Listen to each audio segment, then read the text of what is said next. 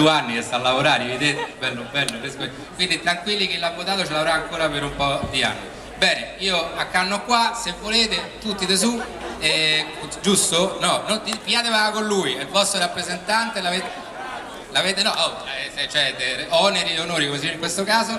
Tu stai bravissima, la signora, io sto qui, ottimo, e faremo una radiocronaca, in qualche modo cercheremo di ovviare. Perfetto, grazie, grazie.